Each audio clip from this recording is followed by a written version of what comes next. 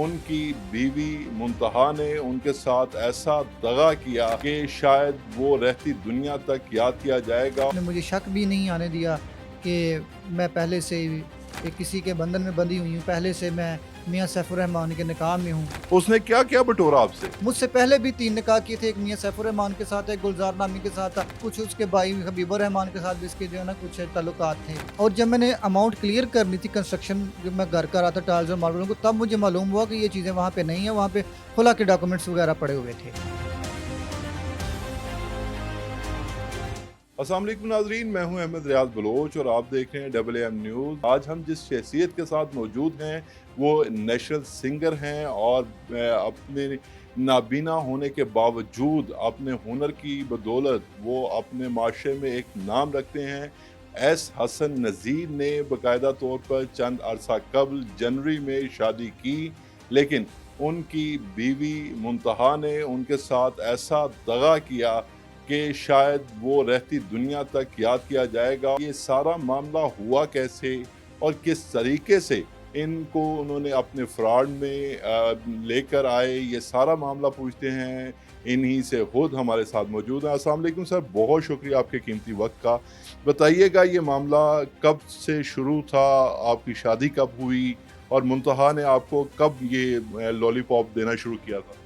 जी, वालेकुम अस्सलाम। मैं सबसे पहले ये बताना चाहूँगा कि मैं एक इंश्योरेंस ऑफ़िस में अपने दोस्त की इंश्योरेंस के लिए गया था। इसकी वालदा जो निग्गत कैसर है, ये वहाँ पे मौजूद थी। और ये कहती है कि आप जब मैं अपने तमाम इंश्योरेंस वगैरह करवा ली, तमाम मामलात से फ्री हुआ, तो मुझे कहती है, "आप सैयद हैं, आप मेरे सर के ऊपर हाथ रखें, आप एक मुअज़्ज़ज़ इंसान हैं, आप हमारे घर आएँ, हमें आपकी तो बहुत ज़्यादा ज़रूरत है।" तो मुझे वो इस तरह अपने घर इवनिंग टाइम में ले गई और मुझे खाना-शाना खिलाया, दावत-शावत मेरी की। बाद में फिर जैसे टाइम बढ़ता गया तकरीबन मैंने 5-6 घंटे उनके साथ टाइम स्पेंड किया। तकरीबन मैं शाम 8 बजे गया हूँ और रात 2 बजे मेरी वापसी हुई है।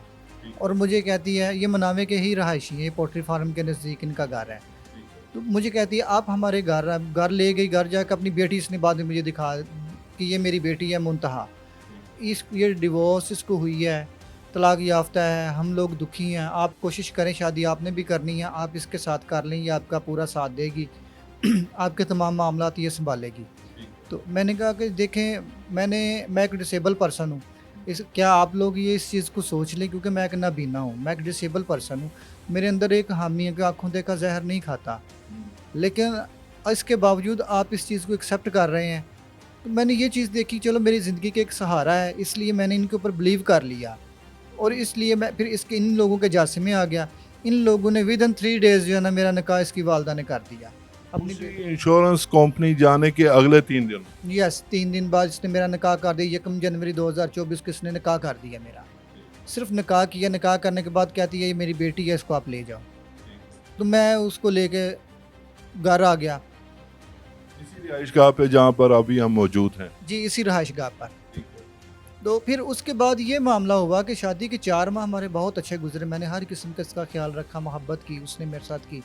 किसी किस्म का ना उसने मुझे शक भी नहीं आने दिया कि मैं पहले से ही किसी के बंधन में बंधी हुई हूँ, पहले से मैं मियाँ सैफुर रहमान के निकाह में हूँ।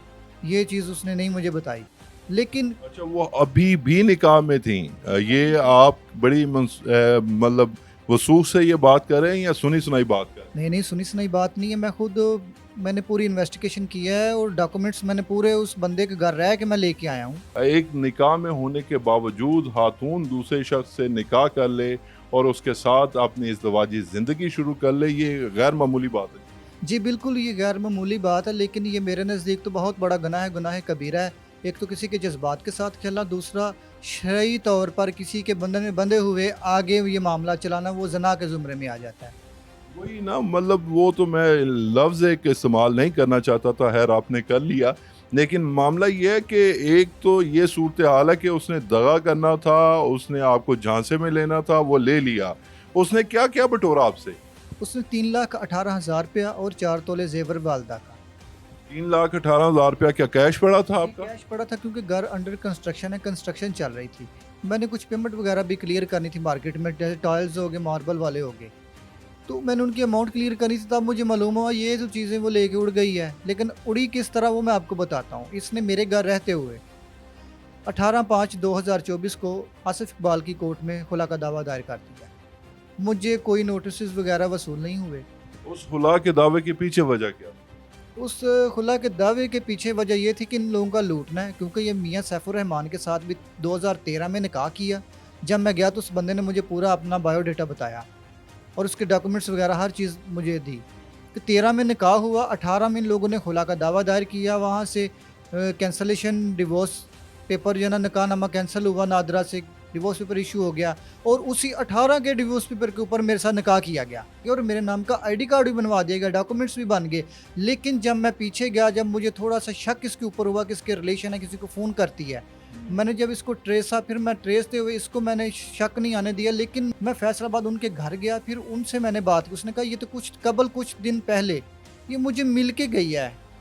तो क्या उन साहिब का अगर नाम आप सीधा राज में रखना चाहते हैं तो भी रख लें, लेकिन क्या उन अच्छा मियाँ सैफुर रहमान से ही मिलने गई थी। मैं फिर जब वहाँ पे गया, उसने कहा ये तो मेरे ऑलरेडी निकाह में है, ये तो आप क्यों इन लोगों के जास में फंस गए, मुझे तो मालूम ही नहीं। मैंने कहा ये देखो, ये आईडी कार्ड की कॉपी ये पकड़ो, ये तो मेरे नाम के इसने डॉक्यूमेंट्स वगैरह बनवा लिए हैं, सब चीज़ बनी हुई है। कहता है कौन सी कैंसिलेशन के ऊपर? मैंने कहा 18 के। कहते ये लो, ये फिर डॉक्यूमेंट्स हैं, ये मेरे 23 के हैं, 7/3/2023 के। इसके ऊपर ये देखो कोर्ट ऑर्डर है कि मैंने इसके साथ सुलह की हुई है, ये मेरे घर में रह रही है।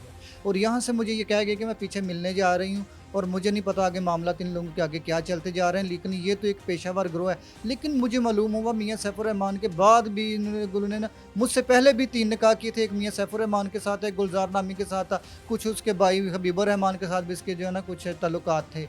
लेकिन वो मैं कंफर्म श्योर नहीं कह सकता, लेकिन थे, क्योंकि इसके अपने मुंह के अल्फाज है कि मैंने उसके साथ भी शादी करनी थी। मुझे ये सारी चीज़ें पता कैसे चली, मैं आपको यहाँ से थोड़ा सा गाइड करता चलूँ, अपने नाज़रीन को मैं बताता चलूँ कि जब मैं वापस आया, मैंने आके यहाँ तक कहा कि क्या आप पहले किसी के निकाह में हो? उसने अपनी माँ निग्गत कैसर, अपनी बहन आयज़ा को, अपने भाई अवैस और हिजर को बुलाया और हाथापाई करना शुरू कर दी। और ये करते हुए ये सारी चीज़ें ले उड़ी में मुझसे 23/7/2024 को ये चीज़ें लेकर उड़ गई थी यहाँ से। 23 तारीख को जुलाई में वो यहाँ से निकल गई थी। और जब मैंने अमाउंट क्लियर करनी थी, कंस्ट्रक्शन जब मैं घर का रहा था टाइल्स और मार्बलों को, तब मुझे मालूम हुआ कि ये चीज़ें वहाँ पे नहीं है, वहाँ पे खुला के डॉक्यूमेंट्स वगैरह पड़े हुए थे। और मैं ये बताना चाहूँ, अगर ये अब मेरे ऊपर कोई केसेस वगैरह करते हैं या कोई मुझे नोटिस भेजते हैं या उसके ऊपर जाली कोई नोटिस वसूल करवाते हैं जिसके ऊपर सिग्नेचर हुए हों, क्योंकि मैं एक ब्लाइंड पर्सन हूँ, आई एम लीगली ब्लाइंड, मेरा थंब का निशान होता है, मैं थंब लगाता हूँ, मेरे आईडी कार्ड में हर मेरे डॉक्यूमेंट्स के ऊपर थंब चलता है मेरा। अगर किसी किस्म का कोई सिग्नेचर होगा तो वो भी इनके ऊपर 420 का केस सबमिट होगा। लेकिन अभी तो मैंने इनके ऊपर, जब मैंने अपना ये तमाम मामला जो चोरी हुई इसके ऊपर मैंने थाना मनामा में एप्लीकेशन सबमिट की, सबमिट करने के बाद कोई कार्रवाई ना हो सकी। फिर मैं डीएसपी साहब के पास पेश हो गया, उन्होंने कहा कि ये कोर्ट मैटर, आप इसको कोर्ट में चैलेंज करें, ये अच्छे तरीके से इनकी जो है ना पकड़ होगी। और मैंने अपने सीनियर वकील रिटायर्ड सिविल जज सैयद महमूद अल हसन गिलानी साहब, उनके साथ अपना केस डिस्कस किया और काफ़ी कोऑपरेटिव हैं वो मेरे साथ, और हमने मिल के इस केस को एडिशनल सेशन कोर्ट में चैलेंज कर दिया और इंशाल्लाह बहुत जल्द इनकी जो है पकड़ होगी। बहुत शुक्रिया। ये थे जनाब नाबीना हैं, और इनके साथ जिस शफाकियत से फ्रॉड किया गया, यकीनी तौर पर इस एक मामले में हम अदालतों की तरफ तो ज़रूर देखेंगे, लेकिन मैं समझता हूँ कि यहाँ पर पुलिस को भी अपना बुनियादी किरदार जो था वो अदा करना चाहिए था। माशरे में इन तरह के लोगों के साथ इस तरह की शफाकियत होना, इस तरह के फ्रॉड होना, मेरे नज़दीक माशरे का एक हुस्न खराब करते हैं, माशरे में एक वो काला धब्बा लगा देते हैं जिससे धोना बहुत मुश्किल हो जाता है। इस वीडियो से अहमद रियाज बलोच को दीजिए इजाज़त। अल्लाह निगहबान।